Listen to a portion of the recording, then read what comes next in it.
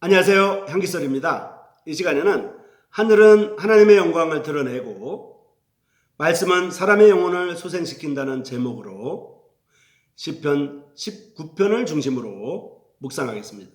먼저 시편 19편 1절과 시편 19편 7절을 읽겠습니다. 시편 19편 1절에 보면 하늘은 하나님의 영광을 드러내고 창공은 그 솜씨를 일러줍니다 라는 표현이 있습니다. 또 시편 19편 7절에 보면 여호와의 율법은 완전하여 영혼을 소생시켜 줍니다 라고 표현합니다. 이 시편의 주제는 1절부터 6절까지는 자연에 관한 자연 만물에 관한 것이고요. 7절에서 14절까지는 여호와의 율법에 관한 것입니다. 그래서 1절에서 6절까지로 한 단락, 그 다음에 7절에서 14절까지로 한 단락, 이렇게 두 부분으로 나눠져 있습니다. 그러니까 하나님을 증거하는 두 가지 내용인데요. 하나는 하나님의 말씀, 성경을 통해서 하나님을 증거하고요. 또 하나는 하나님의 피조된 자연 만물들이 하나님을 증거한다는 그런 내용이 됩니다. 자, 이제 두 부분으로 나눠진 것을 설명하겠습니다. 하나는 자연을 통해 나타난 하나님의 영광을, 다른 한 부분은 율법을 통해서 여호와의 율법을 통해서 나타나는 하나님의 존재함을 나타내고 있는 것입니다. 첫째 부분은 찬송시 형태이고요. 둘째 부분은 율법시 형태입니다. 첫째 부분에서는 하나님의 창조의 신비와 그 아름다움에 대한 노래이고요. 둘째 부분은 하나님의 율법을 통한 그의 계시의 완전성과 고기성과 필요성에 대한 노래입니다. 자연은 하나님을 섬기고 인간을 복되게 하는 존재이고요. 여호와의 율법은 인간을 깨우치고 가르치는 말씀의 총체입니다. 자연은 어디까지나 피조물의 하나로서 인간을 위한 존재이지만은 이것은 인간과 더불어 하나님의 영광을 위한 존재이기도 합니다. 창조신앙과 율법신앙 이렇게 표현할 수도 있고요. 자연신앙과 말씀신앙 이렇게 표현할 수도 있습니다. 이것은 그 기원이 똑같이 하나님 자신에게서 찾을 수 있습니다. 이 둘은 인간에게 하나님 자신을 계시하는 가장 기본적인 요소들입니다. 그러니까 하나님을 증거하는 두 가지가 있는데 하나는 창조를 통해서 나타난 피조물들이고요. 또 하나는 하나님이 인간들에게 주신, 인류에게 주신 하나님의 말씀입니다. 그래서 자연을 통해서 하나님의 증거가 나타나고 있고요. 또 하나님의 말씀, 성경을 통해서 하나님의 증거가 나타나고 있다는 것입니다. 밤과 낮의 대화는 신비의 언어. 이 언어를 들으며 창공을 달리는 해에 웅장하고 아름다운 모습을 노래하고 있습니다. 하늘 아래에 있는 모든 만물은 그 온기에 피하여 그 혜택을 받지 않는 것은 아무것도 없다고 말하고 있습니다. 태양에 대해서 지금 말하고 있는 것입니다. 해가 주동적인 역할을 물론 하고 있습니다. 하늘의 장막은 해를 위하여 만들어졌고요. 해는 신랑 같고 해는 용사 같다고 말합니다. 하늘과 창공은 다만 해를 위하여 창조된 것 같이 말하고 있습니다. 태양을 노래하기는 해도 그 피조성을 잊지 않고 있습니다. 태양의 위대함이 그것이 모든 만물에 온기를 주고 생명이 자랄 수 있는 힘을 준다고 해서 태양이 중요한 것이 아니라 이렇게 위대한 태양도 하나님의 피조물로서 하나님이 정해주신 궤도와 그 법칙대로 움직이는 그 순종하는 모습에서 태양의 위대함을 찬양하고 있는 것입니다. 태양을 한 개의 피조물의 위치로 회복시키고 있고요. 그 자체가 자연계를 중심으로 자연계의 중심을 이루고 있다는 이러한 자연현상에 대한 설명보다도 그것이 어떠한 창조주 하나님의 어떻게 창조주 하나님의 피조물로서 하나님의 영광을 위한 존재가 되었는가를 알려주고 있습니다. 하늘은 하나님의 영광을 드러내고 하늘에 달려있는 해와 달 그리고 수많은 별들을 하나님의 영광을 드러내는 피조물로 보았습니다. 창공은 그 솜씨를 일러줍니다 라고 하는 것은 창조주의 영광이 두려움과 떨림으로 쳐다볼 존재만이 아니고 하나님의 손이 손수 만드신 예술품이라고 하는 것입니다.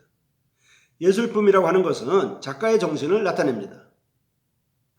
창공과 거기 있는 일월성신 모든 전체 만물은 하나님의 손으로 만드신 예술품이라고 말하는 것은 이 모든 전체 만물들이 다만 하나님을 알려주는 것들임을 말하고 있습니다.